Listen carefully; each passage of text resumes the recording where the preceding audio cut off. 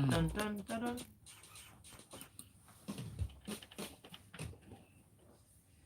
It's Smooth 98.1 Love Music, Love Life, 6:30 a.m. right now. So we go straight into 7:30. fresh 7:30. Mhm. I'm operating on London winter time. 7:30 a.m. right now, and we're going straight into freshly pressed 981. I'm Ayo Myro Essay. I'm Valentine Ohu. Good morning. Our analysts today are Mr. C. Good morning, Mr. C. Good morning, Naya. Good morning, Valentine. Good morning, Lagos. Excellent. Thank you. Good morning, Cheta. Good morning. Why are you operating on London time? Did you go and see Mr. Tinubu? She's due for vacation. You don't miss a moment, Cheta. Thank you. All right, so this is how you can be a part of the conversation. Why don't you go onto our YouTube channel? You can watch us live. You can search for Smooth 981 FM Lagos and you'd see that we're streaming. You can also send messages through WhatsApp number 0809 0981. Mr. C, let's start with this interesting story from Premium Times. Last week, the House of Representatives had asked the president to come and explain why he requested for some sums for approval for some more borrowings. And in a response, he has sent a letter. According to this letter, the sovereign loans will be sourced from the World Bank, French Development Agency (AFD), the China Exim Bank, International Fund for Agricultural Development, Credit Suisse Group, and Standard Chartered or China Export and Credit. But these are not the curious aspects of it. It's the reasons he gave. The Abuja Maradi or the Kano Maradi rail. He spoke Which about. is in trouble. He spoke about something that's almost seeming to sound like the Ajakuta still again, their Papa gridlock, or Papa ports. And don't take my word for it, but he mentioned some other reasons. What are your thoughts regarding the story and the... Okay, thank you, Valentine. So last week, as you rightly said, the president sent a request to the Senate to approve some fresh loans under the country's 2018 to 2021 medium-term external borrowing plan. Now, the House of Reps did ask for details, and the details have now been provided. Now, the sums in question, about 4 billion US dollars and 710 million euros, are to fund 15 projects. And the World Bank is financing or funding 7 of these projects. The projects include the Global Partnership for Education grant, which is designed to increase equitable access for out-of-school children and improve literacy in focus states. And the states to be targeted are Katsina, Oyo, and Adamawa states. Now, this is a very good and laudable plan, but the only concern, especially with regard to Adamawa state, is the ongoing insecurity there between banditry, Boko Haram, terrorists, and kidnappers. There's no insecurity in Katsina State. I'm just asking. Okay, thank you. Yeah, thank you, Cheta. I forgot Katsina. So Katsina and Adamawa. So while it is good and it's important because every child deserves to be educated, we must also avert our minds to the security challenges presently ongoing. And I don't know if there's a security aspect of this plan. I hope there is, and if there's no inbuilt security plan, maybe the security agencies can be brought in to complement this plan. Now, in addition, there's the agro-processing project, which will benefit Kogi, Kaduna, Kano, Cross River, Enugu, and Lagos, and the supervising ministry is the Federal Ministry of Agriculture and Rural Development. We then have the Nigeria Sustainable Wash Supply Sanitation and Hygiene Project, which will target or impact Delta, Ekiti, Gombe, Kaduna, Katsina, Imo, and Plateau states for the next 5 years. Now, this is good because recently we've been regaled with recurrent issues of cholera, typhoid, dysentery, and these are diseases. 23 states are affected by the current cholera outbreak. Yeah, but yes, I'm speaking generally now that as a country that is desirous of growing to the next level, we cannot continue to be talking about cholera, dysentery, and typhoid. And Let him finish so you don't keep interrupting. He's going to lose his train of thought. And That's the idea. And we hope that with this project, that efforts will start afresh to at least reduce to the barest minimum the incidence of these diseases in these states. Now, you mentioned the railway, and this is the only the project I have a problem with. Why are we funding, or why is there even a railway being contemplated between Kano and Maradi in Niger?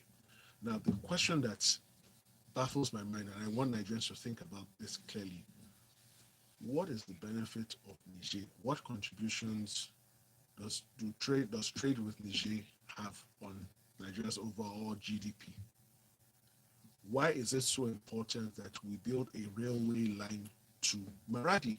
Why are we not building a railway line to Cotonou, for example? Why are we not building a railway line to Accra? Why are we not building a railway line to Lome? For cross-border access, yes. The president in his Arise interview said, "I have cousins in Maradi." Was That- was that that was an his official response that he gave? He said that. That he has cousins in my It's shocking.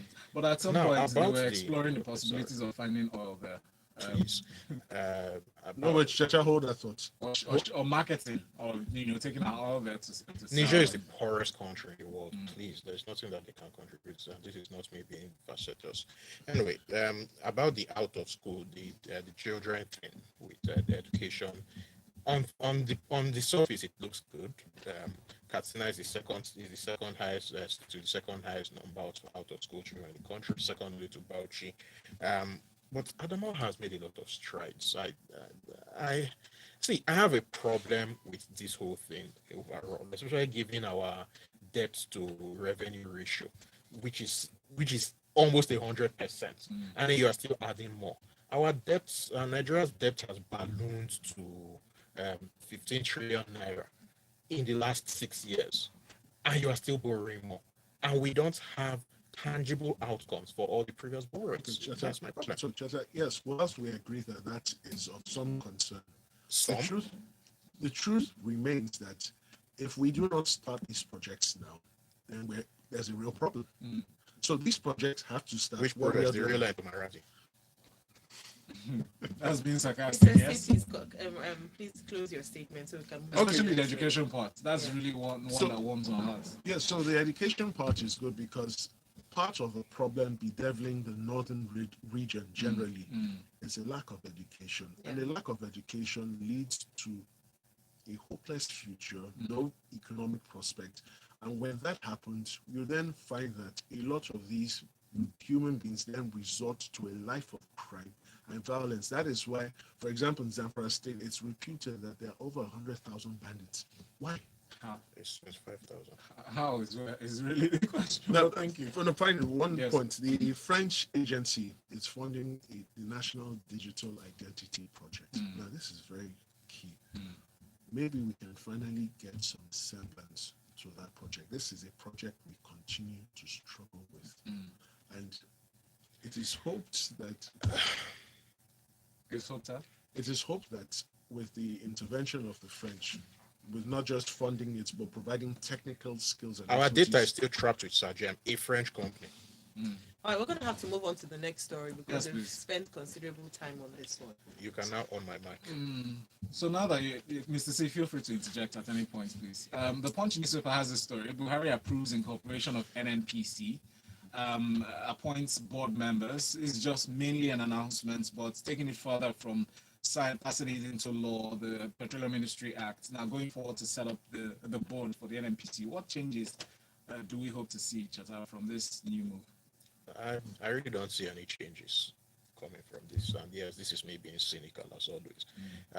First things first, I would have expected a tenure for the board members. Secondly, I have a problem with one name on the whole thing. Ife Arumi. This whole thing reeks of patronage and compensation for his role in helping Hope Uzodinma become governor. For That's the fact that speculative, it's not Peter. speculative. Yeah. Yes, that's why I said reeks of. Okay. You understand? Nothing definite, but it's the. I mean, when you look at Chuba Kadibo's wife there, you look at Constance Marshall. These are people who have been by the president's side since the CPC days. So you just have to wonder: is this compensation for being good people, as quote and unquote. Our roommate doesn't qualify under that distance, but that's Why another do you think he's not qualified? I would leave my lawyer there to No, answer. no, you say he's not qualified. You should have you reasons to should back claim that. that claim. I don't want to put myself to a lawsuit. So why say it in the first place? Because at least that's what I'm legally allowed to say. No, but Uh, beyond listen. this, yeah. But sorry, beyond this, He's- the NNPC was set up by an act. Mm. There's no indication It has not been repealed. that the act has been repealed. Now, the Petroleum Industry Act has been passed. Now, I haven't seen the final signed version, but it'll be interesting to find out Not many whether have seen in it. that act, the NNPC Act was repealed, because the president giving a directive It wasn't. that the board be reconstituted. The act already stipulates how the The board board is should- constituted by Yes. the way it's formed, yes? Yes, so the bigger question now is, the NNPC Limited, the new organization, has it even been incorporated under the Not Company yet. and Allied Matters Act? No. So if it hasn't been incorporated, How is there a what board? board are you setting up? Yeah. So it's literally a case of putting the cart before the horse, and I do not know what they intend to achieve. Thank you very much. Move on to the next story. We need to move quickly. We're out of time. There's a new law that's been mooted, and a bill that's actually sponsored by Babajimi Benson, representing the Ikorodu Federal Constituency, provides for the reservation of 5% of the revenue accruing from power generated by power generating companies for the development of host communities. As with many other moves, this has consequences, real and present consequences, and it's going to definitely increase the cost of power. But I'm curious to hear your reaction to this, Mr. C, and also see how, play on words, sorry, how these companies are going to, feel about this, increment. Okay, so this bill is being, like you said, it's being sponsored by Babajimi Benson, and he's proposing that 5% of the revenue of the generating companies be set aside to fund host community development. Now, the question we should all ask: the Nigerian power industry in its various sectors, none of the entities is breaking even. Forget making a profit. It's not happening. Now, they're already overtaxed. There's a corporate rate tax of 30% of your turnover. You then have the education tax of 2%. You then have land use charge and other sundry charges at state and local levels.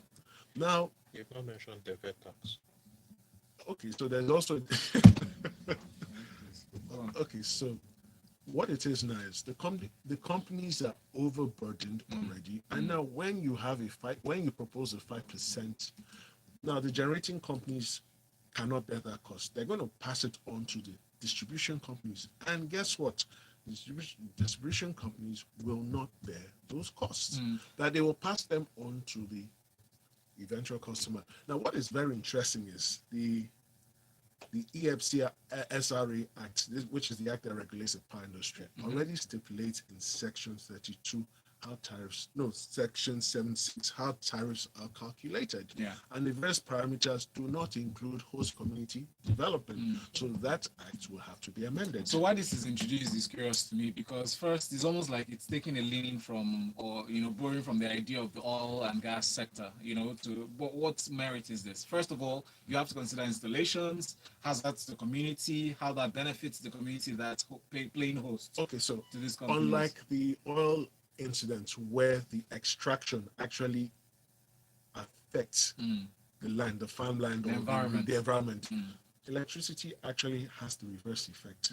There have been no harmful studies. There have been no harmful effect shown by studies of electricity projects being sited in communities. And in any event, they are the first to benefit when those projects are cited. Right. So it's literally comparing apples and oranges for them to say that because the oil companies pay a host community fund, they should have it. And then it then begs the bigger question: the local government, the state government, what exactly are they doing? First of all, Alright, don't these companies pay tax already? No, they do. That I mentioned that. That's what I I'm saying. mentioned that. Yeah, So there's it's- something that I like in the who sponsored the bill and all of that. I mean, it shows that at least we're probably finally beginning to get representatives who are on the surface at least thinking of their people. Because I don't like calling them honorable. Honorable, what do you mean by that? No, I know. He is Mr. Benson honorable. Okay, is Mr. from Ikorodu, Mm, and Egni is in Ikorodu. So he's Every clearly, power, yes. he's clearly doing this with his community in mind. Yes. You understand? Mm. And I like that. I Mm. mean, at However, the end of the day, you are the representative of that community, so you want to do things to benefit that community. So that's a ray of sunshine in it. No, but Egbin is a distribution company. He's There's saying the Genco. there's a generating company in Egbe. There's a power generation in Egbe. Okay. Yeah. All right, let's take some comments. So we have from Oludari saying, just to clarify, that Section 310 of the PIA repeals the NNPC Act. You did mention you hadn't seen the sign. Okay, the last bill that I saw before it did not repeal the NNPC Act, so maybe that's changed, because I mean there were complaints that we had about things changing between what we saw after public hearing and all of that. So it's possible. All right, thank you. Tempo Excel says in the incorporation of the NNPC at CAC, the names and credentials of the board members will be required, and they are also required to endorse the forms. Hence, it's not putting the horse before the cart. And then we have from. Just say you didn't go to law school. All right, so we have from us saying Rick's like area boy mentality for that bill.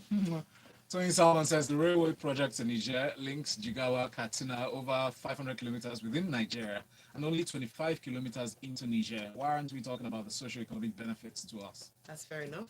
All right. Abayami says Niger produces 50 kilobytes per day oil, has a refinery that produces approximately 50 as well. And in Agadez. Wait, hold on. And they only consume 20k. The distance from the south of Nigeria to the north is longer than from Niger to the north of Nigeria. This, in his opinion, is a good reason. I'm sorry, I need to answer that. The distance between Port Harcourt and Kaduna, where our refinery is shorter than the distance between Kaduna and Agadez. Look at the map of Niger. Niger is a big country, and Agadez is far to the east. Thank you. Cheta, there's a story on the Guardian newspaper. I'd like you to share your thoughts on election materials destroyed as hoodlums set ablaze INEC office in Enugu.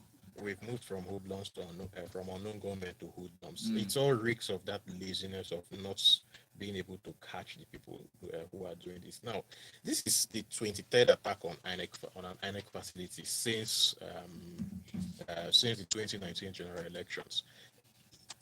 Those attacks have a knock-on effect, and the effects are mainly in the mind. So first, it will mean that the budget for election security will have to go up.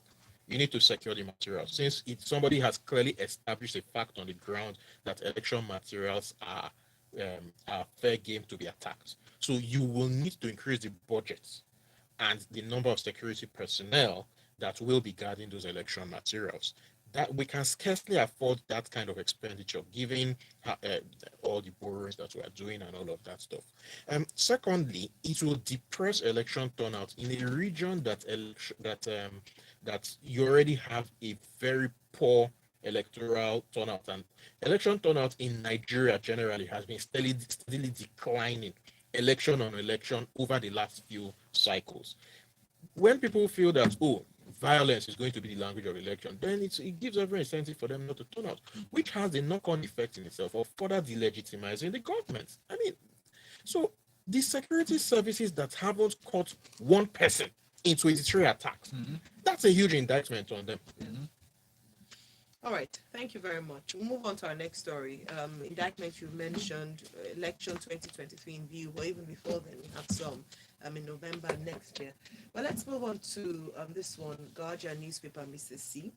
SEC, that's the Securities and Exchange Commission, has announced that it has commenced the implementation of 100% custody requirement in the collective investment schemes sector.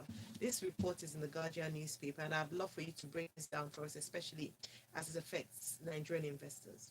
Okay, thank you. So, the Securities and Exchange Commission has, as you rightly said, commenced the implementation of the 100% custody requirement for collective investment schemes. Now, what are collective investment schemes? These are schemes in which members of the public, individually or collectively, pull funds together and invest in equities or businesses. Like the money market fund. Like money market funds or real estate funds. Yeah. So now there are two sections. There's a public sector in which the funds are publicly traded, and there's a private sector where fund managers collect the monies Yeah. and then also give advice. Now, what they're saying is there have been instances where the fund managers have run into problems, and because they were already holding the monies collected, the investors had difficulties retrieving their monies. So, what the new arrangement is, an independent custodial agent will keep possession of the funds, such that if the fund manager runs into problems, the funds are secure, and probably the SEC will step in its regulatory role and appoint a new fund manager. So this is good for the funds that are following the rules and regulations. We are aware that there are a number of private fund schemes that are seemingly illegal, promise all sorts of rewards, and we must point out to members of the public listening that those funds are not captured by this because they are not following the rules. So Thank you for that. I wanted to ask about agro partnerships. Will they be covered by this? Because, like you mentioned, a number of them come up with very large profit margins or investment margins. Would they be covered under this? So, for instance, if the agro partnership goes bust, would I be able to recover my money? So it depends. So first of all, in investing any monies, the SEC has a list of regulated entities. So you need to check that the fund manager you're working with or who has proposed or offered the plan to you is registered with the SEC. If that fund manager isn't registered, that is a red flag you should consider. Is it on their website? How Yeah, do we it's on check? their website. So we see all registered. Yes. And You recall we had a story, we the traded a story on deposits are Wednesday protected and by the preempted this NDIC. response. Sorry. NDIC protects, Deposits in banks, in Not just banks. deposit money but banks, it's only to a certain amount. 350K back 500,000. or 500. It Yes. has gone up. Okay. All right. But even then, thank you. so if I'm investing like 6 million, it's just 500. No, so it doesn't cover investments. You asked about NDIC. I said banks, deposit money banks, right? But NDIC is not just banks. No, I'm just saying Okay. for Okay. No about problem. this SEC So because we actually raised this question last week, No. and this seems like an answer to that To question. answer Cheta's question, you are guaranteed 500,000 out of that 6 million. Then when they can mop up the assets of that entity, they take all the creditors in order of priority. Yes. And if they What is the finally get priority? you, no, they're secured creditors. We There have are taken levels to this, Chata. Are you afraid? Of course, I'll be afraid in a country like this where once they say there are levels to something like this man has said. How much did you put?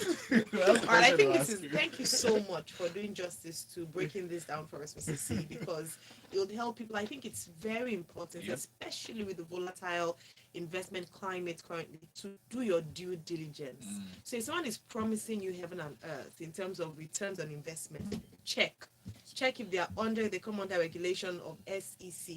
Check if it is a company that it's not a Ponzi scheme. Very important to check these things. So finally, very important, Yeah. when you're offered a plan and the returns cannot be tied to any form of activity that can be identified Or assets. or assets, that's a red flag.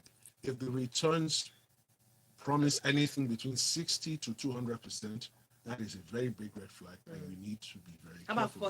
40%? So that's 40%, tying. no, that, 40% is even If it's tied to physical assets, or if, like for instance, for agro investments, you find maybe investments in farm produce, and a section of land had been cordoned off. You actually need to do your due diligence to find out the exact locations and ask, what activities have been put in place to make sure that this is, Alright. runs through the timeline given. I'm asking because agro partnerships have become very popular in recent times, and a number of people have fallen, victim in terms of their monies being, taken away and they didn't get any return. So it's so Yes, there important. was one that they told me that headsmen came and attacked the farm. Oh, they told you. No wonder you're so passionate. Yeah. I hope it wasn't 6 million. I shall not say anything. All right, Cheta, let me ask you. Customer scam, talking about scamming and so on. Customer scam banks with fake visas, tickets for forex, Punch newspaper. I think it's important at this point to mention because the news broke on Friday after the show of the Aboki FX issue with the Central Bank of Nigeria. We talked about this extensively during Business Express. So please, if you want to, And I you saw can listen. Generutus with his t-shirts. Yes, indeed. So if you want to, you might watch it on YouTube. You can watch a replay of that. It was very instructive. But this one is with regards to following the stopping of selling forex to BDCs by the Central Bank of Nigeria. People are looking for ways to access the for forex, and one of such ways is by fraudulently booking a flight, going to obtain BT or PTA as business travel allowance or personal travel allowance. And then once they've gotten it, they've colluded with their travel agency, they go and cancel their ticket or they're not traveling. This is what the CBN has found out. Cheta, please break this down for us. Well, What's the way the CBN puts it, it's almost as if they expect the banks to go and find out whether the guy is traveling, which is way out of the bank's whatever the bank is meant to do. Jurisdiction, yeah.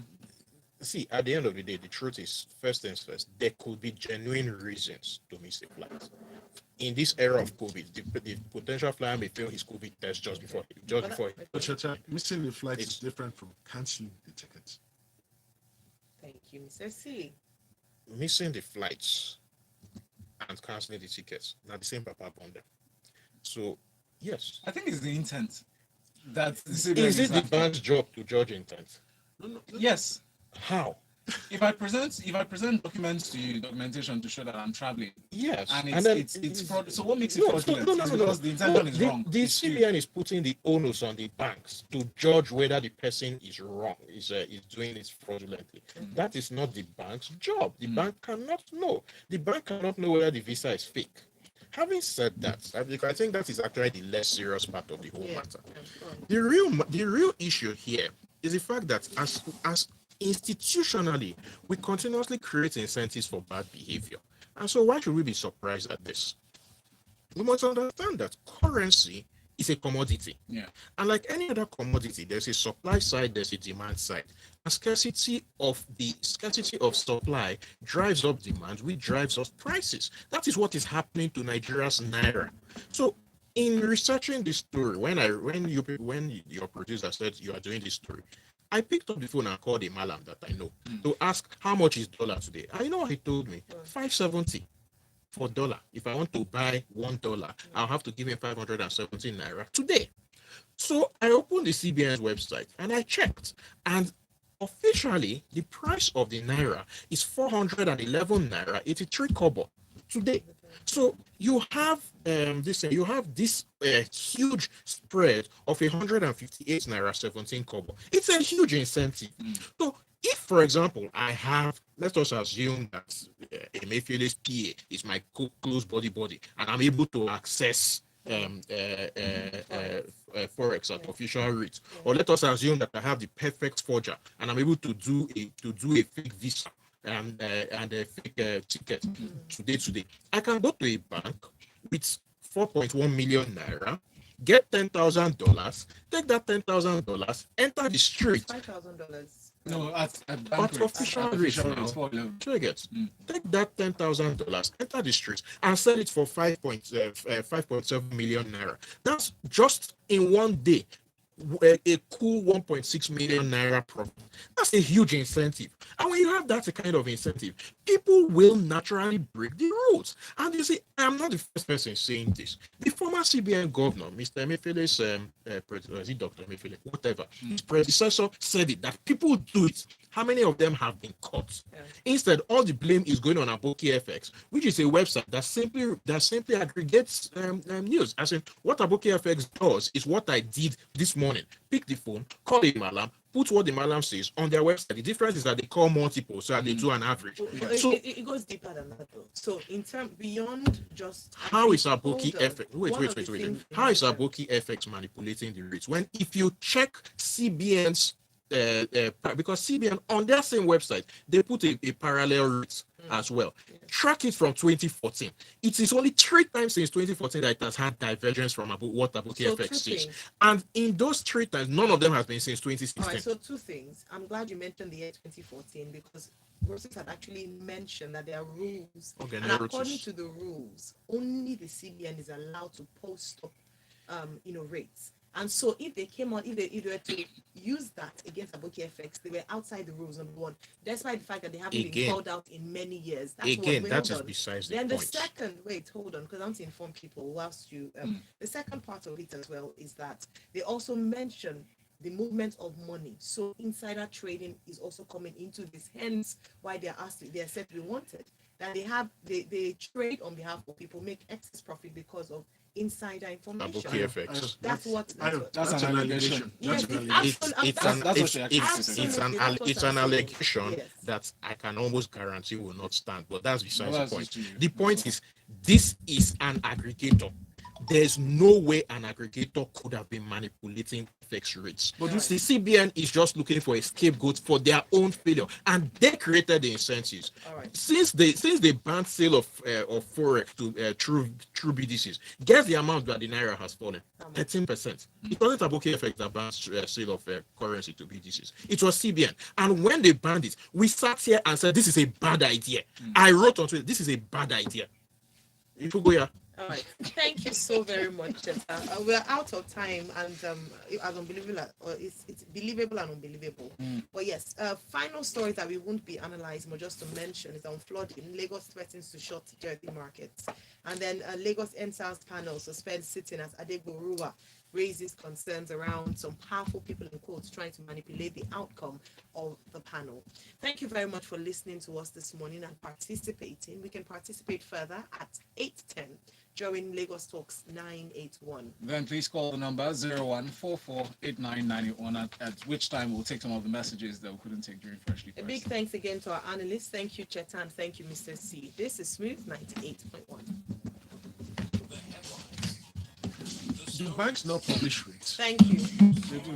You go to the bank general. They There's do. official rates, not parallel rates. No, they do They parallel. don't do rates. parallel. They don't do parallel. They're not allowed.